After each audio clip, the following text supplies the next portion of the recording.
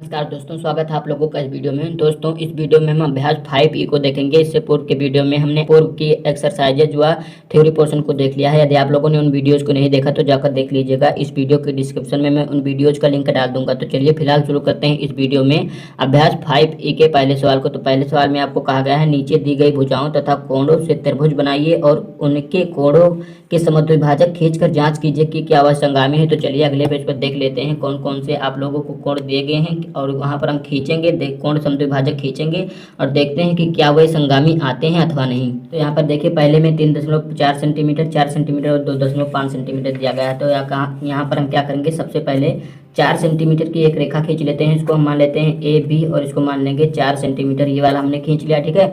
अब क्या, यहाँ से हम प्रकार में भरेंगे दूरी कितनी, 3.4 सेंटीमीटर और यहाँ से हम यहाँ पर चाप लगाएंगे 3.4 सेंटीमीटर का, ठीक है। चाप लगा दिया। अब यहाँ पर हम क्या करेंगे, बी पर रखेंगे इस प्रकार की नोक और 2.5 सेंटीमीटर भरेंगे तो काटेंगे तो इस प्रकार से कट जाएगा, ठीक है। तो यहाँ से इसको मिला देंगे, यहाँ से इसको मिला देंगे तो ये दूरी आपको कितनी मिल जाएगी, 3.4 सेंटीमीटर मिल जाएगी और ये दूरी आपको 2.5 सेंटीमीटर मिल जाएगी जब आप प्रकार से बनाएंगे तब, ठीक है। अब हमें कहा गया है कि कोण समद्विभाजक खींचे, तो इसको इस प्रकार से खींचे कि इस कोण को समद्विभाजित करती हुई रेखा जा रही हो, ठीक है। तो इस कोण को यहाँ पर हमने समद्विभाजित किया, इसको यहाँ पर किया, इस कोण को हम समद्विभाजित करती हुई एक रेखा खींचेंगे तो ये देखिए इस कोण को भी समद्विभाजित कर रहा है। तो यहाँ पर हमें कहा गया कि संगामी है। तो यहाँ पर आप देख सकते हैं कोणों की जो समद्विभाजक रेखाएं हैं वो आप देख सकते हैं एक बिंदु पर मिल रही हैं, ठीक है। कोणों की समद्विभाजक रेखाएं एक बिंदु पर मिल रही हैं, यानी इनका संगमन बिंदु यानी ये संगामी है, ठीक है। अब देखिए दूसरे में आपको कहा गया है 4.6 सेंटीमीटर, 3.5 सेंटीमीटर तथा इनके बीच का कोण 120 अंश।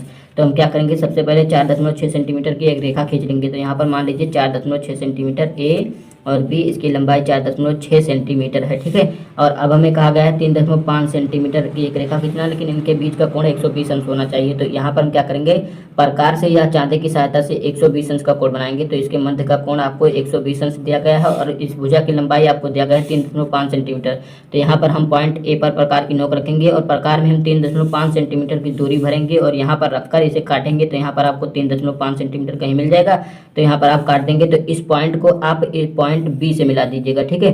अब क्या करेंगे, यहाँ पर हम कोण समद्विभाजक खींचेंगे। तो इस कोण को ये समद्विभाजित कर रहा है, इस कोण को ये समद्विभाजित कर रहा है, इसी प्रकार इस कोण को ये समद्विभाजित करते हुए जा रहा है। और देख सकते हैं ये जो बिंदुएं आपको मिल रही रेखाओं की जो मिल रहे हैं रेखाएं एक बिंदु का संगामी है। तो ये हमें कहा गया कि संगामी है अथवा नहीं, तो ये है।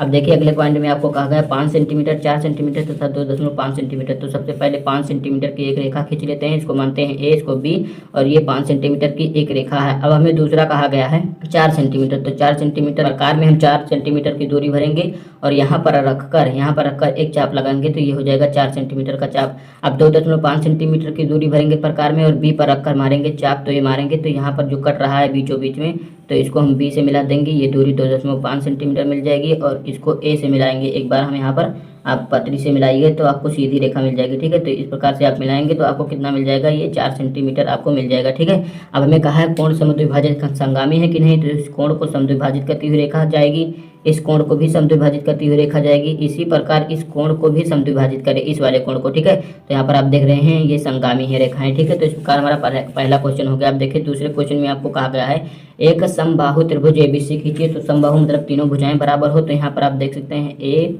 बी और सी, देखिए तीनों भुजाएं हम बराबर एक त्रिभुज खींच लेते हैं ए बी सी, तो हमने खींच लिया, ठीक है।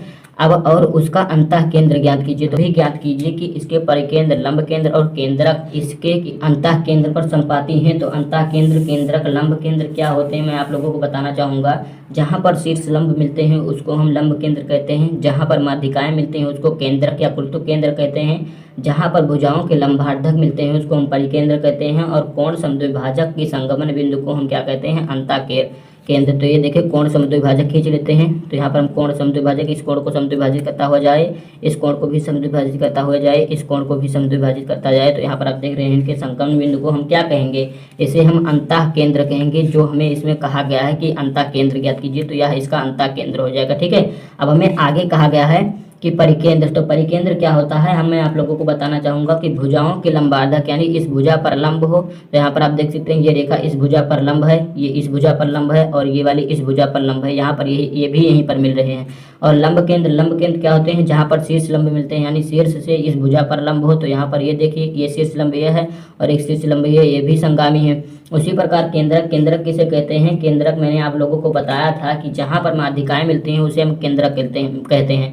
तो यहाँ पर आप देख सकते हैं ये माध्यिकाएं भी यहाँ पर मिल रही हैं, तो इसे केंद्रक कहेंगे। तो इस प्रकार आप देखिए सब सारे बिंदु जो आपको कहा गया है परिकेंद्र, लंब केंद्र, केंद्रक व अंतः केंद्र संपाती हैं। तो यहाँ पर आप देख सकते हैं सभी संपाती यानी एक ही बिंदु पर मिल रहे हैं, सब एक ही बिंदु से होकर जा रहे हैं। तो ये हो गया हमारा दूसरा क्वेश्चन। अब देखिए तीसरे क्वेश्चन में आपको कहा गया है पार्श्वचित्र एबीसी समद्विबाहु त्रिभुज है। तो मैं आपको चित्र भी दिखा देता हूँ।